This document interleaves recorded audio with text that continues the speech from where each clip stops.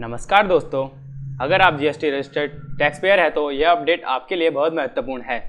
1 जुलाई 2026 से GST-are 3B में एक बड़ा बदलाव लागू हो गया है, जिसका असर लगभग सभी रेगुलर टैक्स पेयर पर पड़ेगा। तो आइए इस बदलाव को बिल्कुल आसान भाषा में समझते हैं। सबसे बड़ा बदलाव क्या है? 1 जुलाई 2026 से जीएसटी-आर 3B की टेबल 3.2 अब एडिट नहीं की जा सकेगी।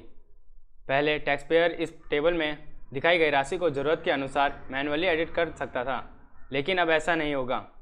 अब यह टेबल पूरी तरह सिस्टम जनरेटेड और नॉन एडिटेबल होगी। टेबल 3.2 में कौन सा डाटा आएगा?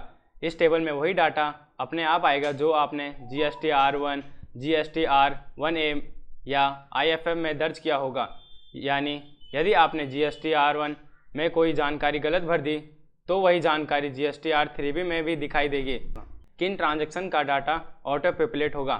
टेबल 3.2 में मुख्य रूप से दूसरे राज्य के अनरजिस्टर्ड पर्सन, B2C को की गई सप्लायर, कंपोजिशन डीलर्स को की गई सप्लायर और UIN होल्डर को की गई सप्लायर का डाटा ऑटो पॉपुलेट होगा। टैक्स पेयर्स को क्या करना चाहिए? अब सबसे ज़रूरी बात, GST-R 3B भरने से पहले GST-R1 को ध्यान से जांचें। खासकर place of supplier, GST-IN, taxable value, tax amount सही है या नहीं, यह जरूर वेरीफाई करें। अगर GST-R1 में कोई गलती रह गई है तो उसे समय रहते GST-R1 के माध्यम से सुधार लें, क्योंकि अब GST 3B में जाकर डाटा को मैन्युअली एडिट नहीं किया जा सकेगा।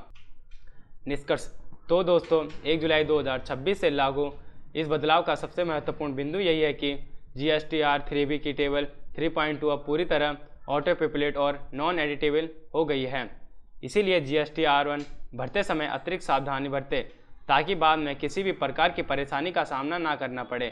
अगर आपको यह जानकारी उपयोगी लगी तो वीडियो को लाइक, शेयर और सब्सक्राइब करना ना भूलें। धन्यवाद।